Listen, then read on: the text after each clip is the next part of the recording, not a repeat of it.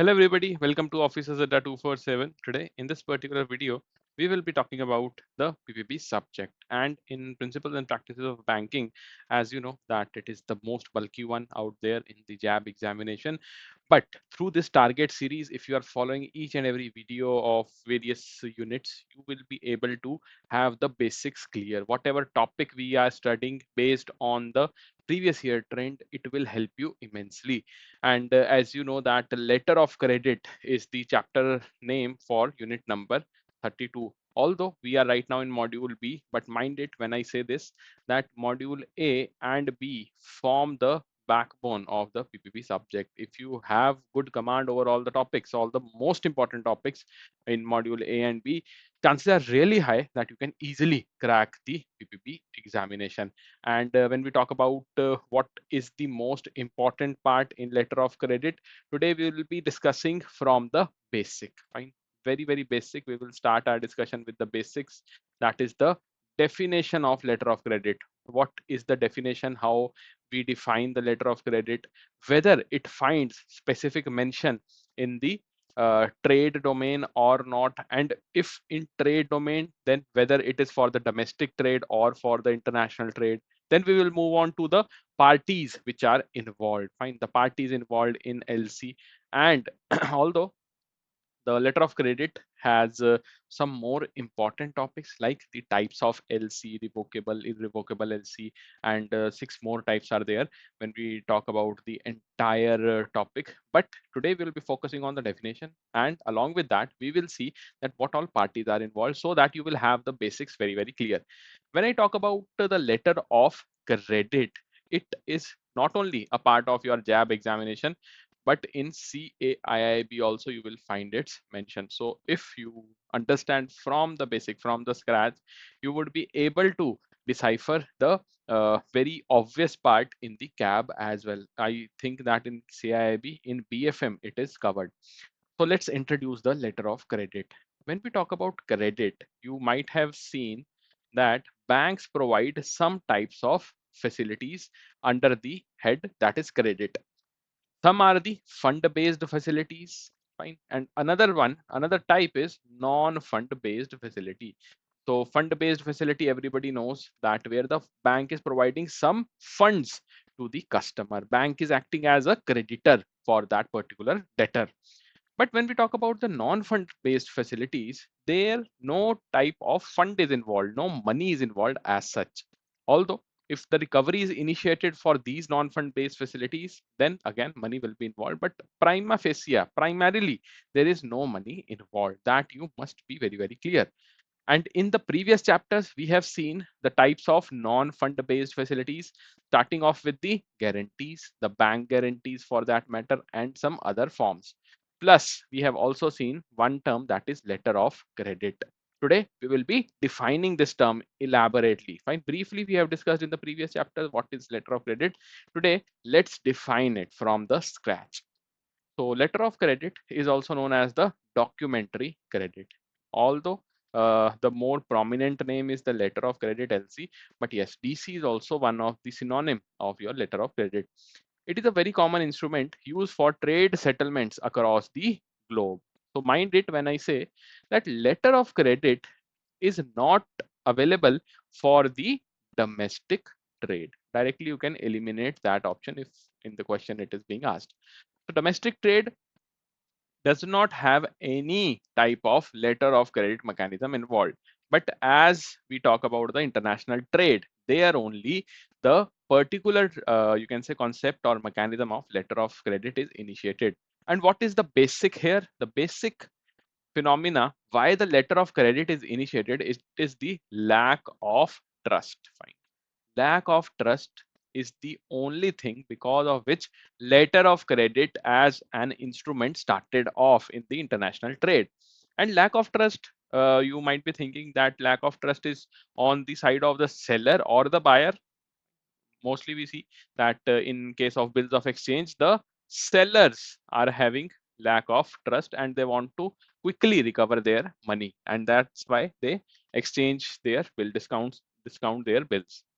But here in the letter of credit, not only seller, but the buyer is also having some apprehensions.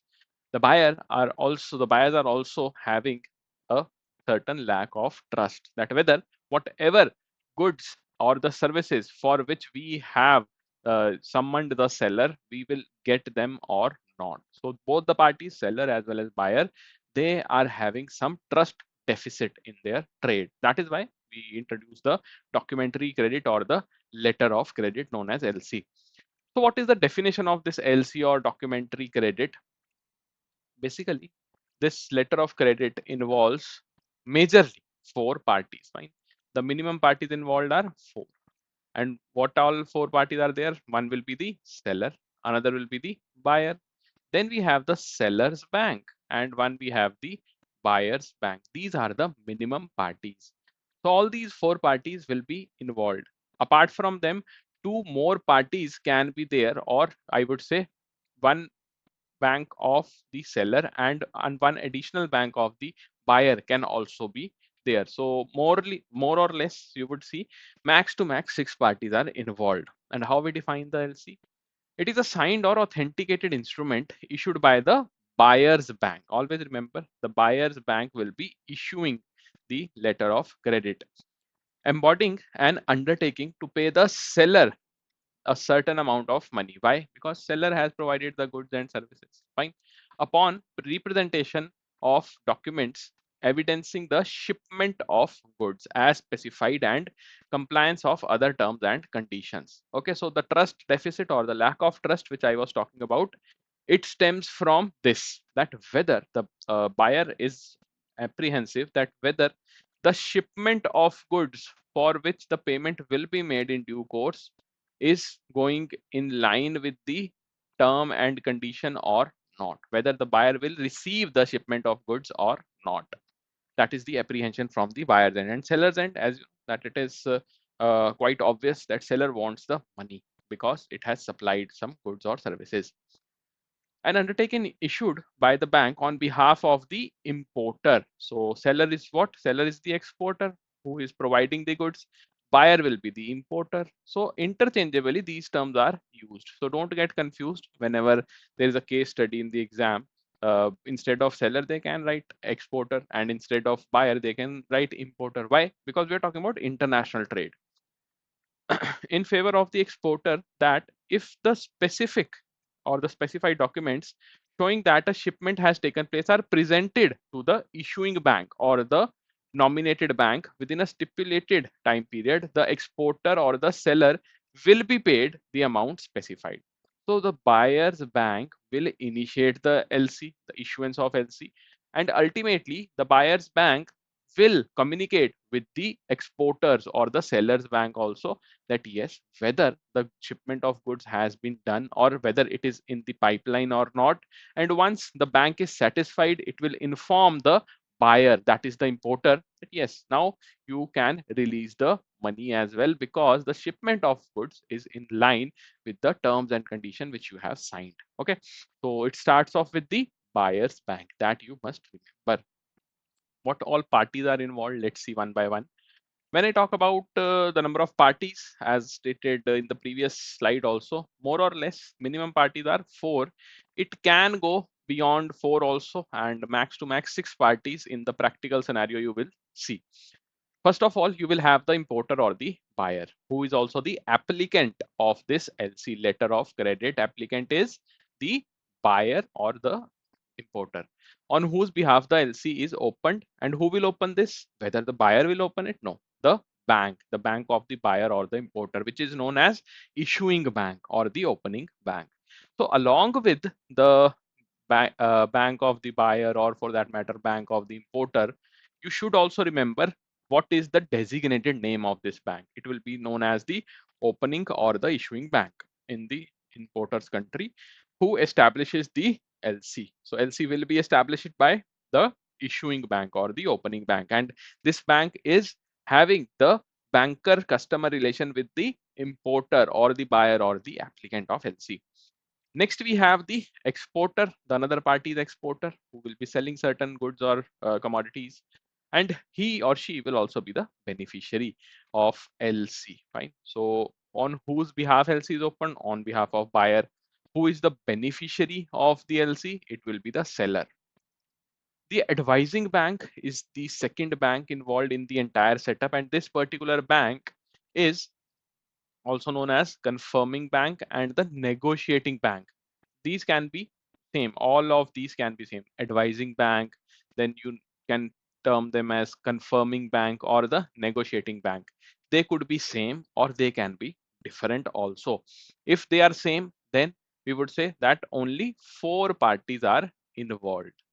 But if they are different, that is confirming bank is different, negotiating bank is different, and advising bank is different, then we would say number of parties involved are 6. Okay.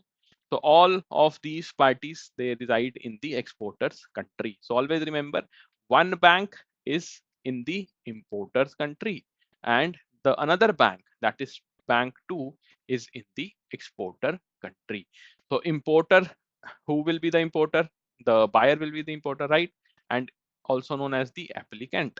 And when I talk about the exporter, it will be the beneficiary of this letter of credit. Okay. Now let's see what is the role of the advising bank. Opening bank, so I hope everybody knows that opening bank means a particular bank, a particular banking institution that will open up the LC, that will issue the letter of credit. And to whom it will be issued? It will be issued to the to the exporter, fine, on the saying or on behalf of the importer. So advising bank, the bank at the exporter's end, it acts as an agent of the issuing bank and authenticates the LC.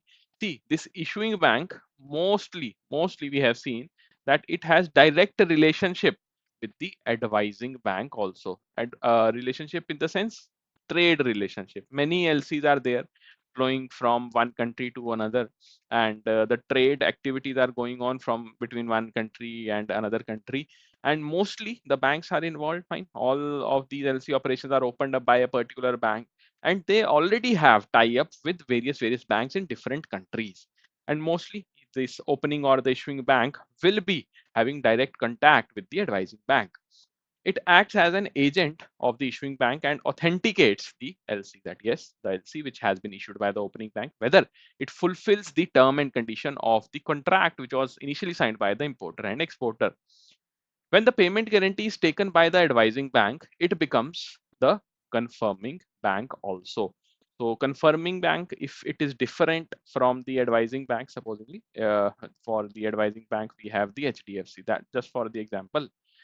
If the HDFC bank also confirms that yes, whatever information has been provided by the issuing bank is okay, and the payment guarantee I take, HDFC takes the payment guarantee also, then it is confirming the payment, and this confirming bank will be the HDFC bank also, fine. So advising bank and confirming bank will be the same.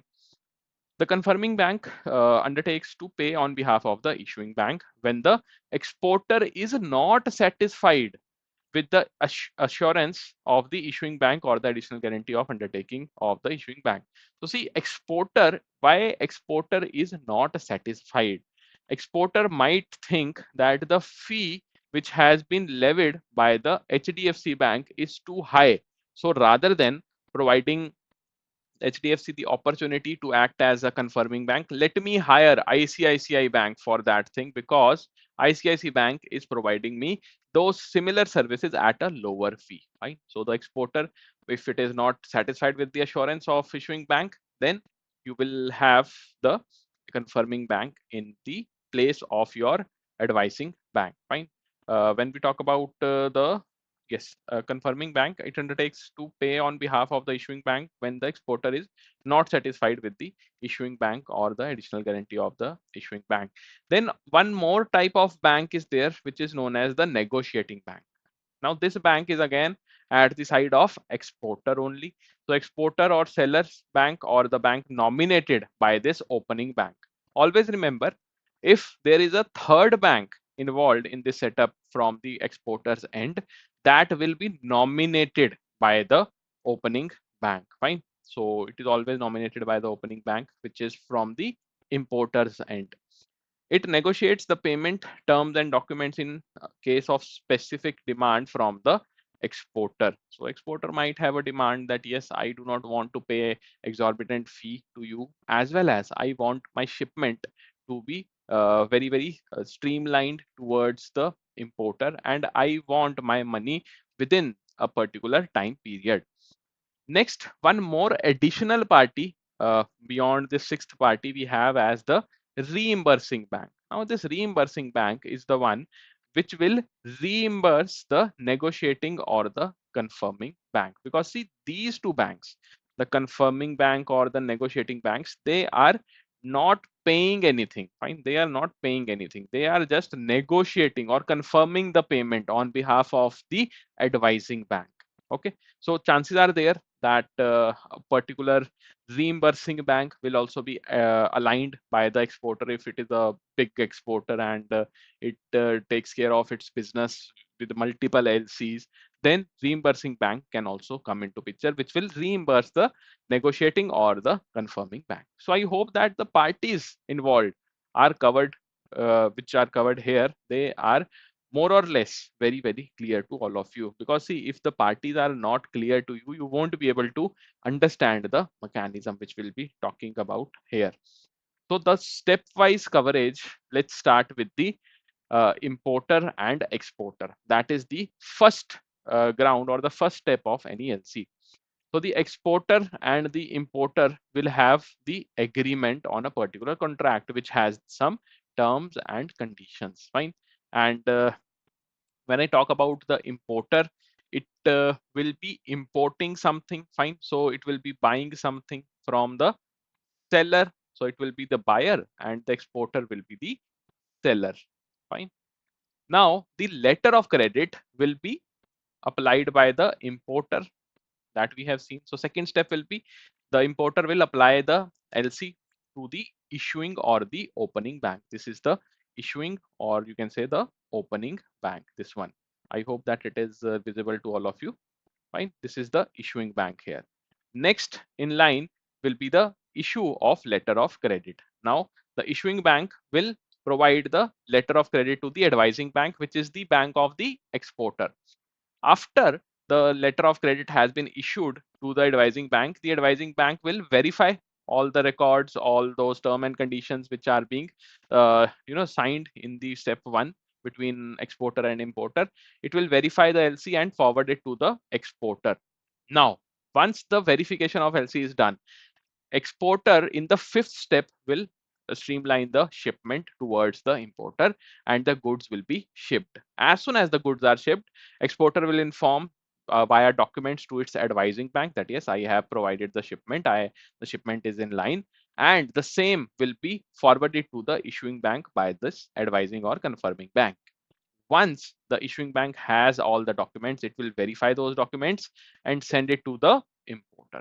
Okay, importer will now have the final documents which are required to complete this setup or mechanism of letter of credit. Okay, so this was it for today's class. If you have any kind of doubt, feel free to ask me in the comment section.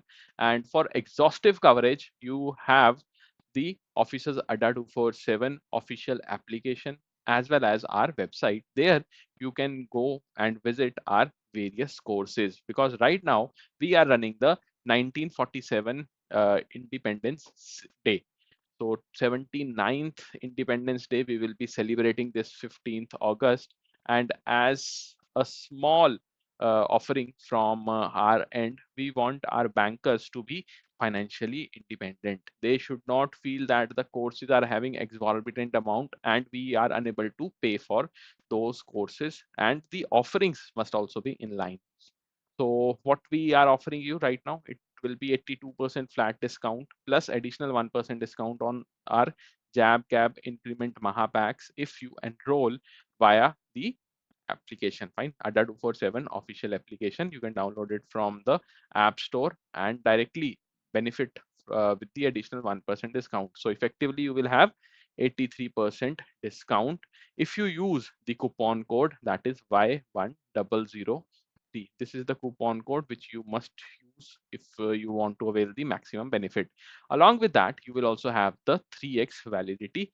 That is, you are paying only for 5 months, but what you are getting is the 15-month validity. You are paying for supposedly 9 months, you will get 27-month validity. So what is the benefit right now? Why you should enroll in the JAB increment Mahapack? Because A, you will have the nominal fee, right, which you need to pay.